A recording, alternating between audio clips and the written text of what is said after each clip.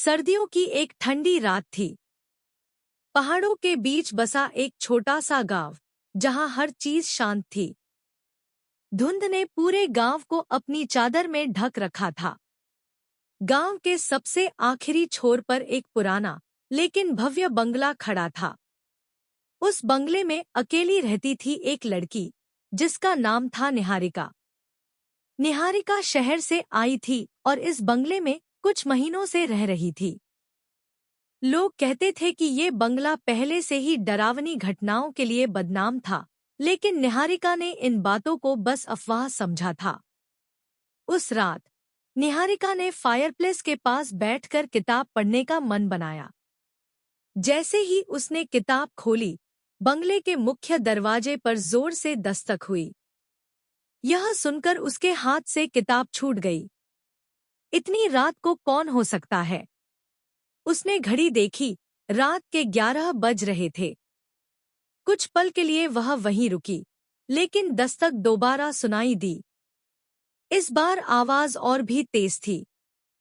थोड़ा डरते डरते निहारिका ने दरवाजे के पास जाकर झिरी से बाहर झांका। बाहर खड़ा था एक युवक, जिसके कपड़े गीले थे और चेहरा आधा छुपा हुआ था। उसने कांपती आवाज में कहा, कृपया मुझे अंदर आने दीजिए। मैं रास्ता भटक गया हूं। बाहर बहुत ठंड है। निहारिका असमंजस में थी। उसे उसकी बातों पर भरोसा नहीं हो रहा था, लेकिन उसकी हालत देखकर दया भी आ रही थी। सोचने के कुछ पल बाद उसने दरवाजा खोल दिया। युवक अंदर आया और कांपते हुए फर्श पर बैठ गया। उसने अपना नाम राघव बताया।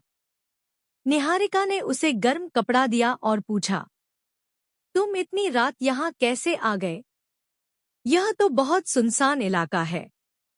राघव ने कहा, मैं यहाँ एक दोस्त से मिलने आया था, लेकिन रास्ता भटक गया। गांव के लोगों ने कहा था कि इस इलाके में मत जाना, लेकिन मुझे लगा कि वह मजाक कर रहे हैं। उसके बात करते समय निहारिका की नजर उसके हाथों पर गई। उसके हाथों पर खून के निशान थे। उसने घबराकर पूछा, तुम्हारे हाथ पर ये खून कैसे लगा? राघव ने एक पल के लिए कुछ नहीं कहा। उसने धीरे से जवाब दिया, यह मेरा नहीं है। उसके चेहरे पर एक अजीब सी मुस्कान आ गई। निहारिका का दिल तेजी से धड़कने लगा। तो फिर किसका खून है? निहारिका ने घबराई हुई आवाज में पूछा। तभी बंगले के एक कोने से हल्की सी खरोंचने की आवाज आने लगी। दोनों ने उसी तरफ देखा और तभी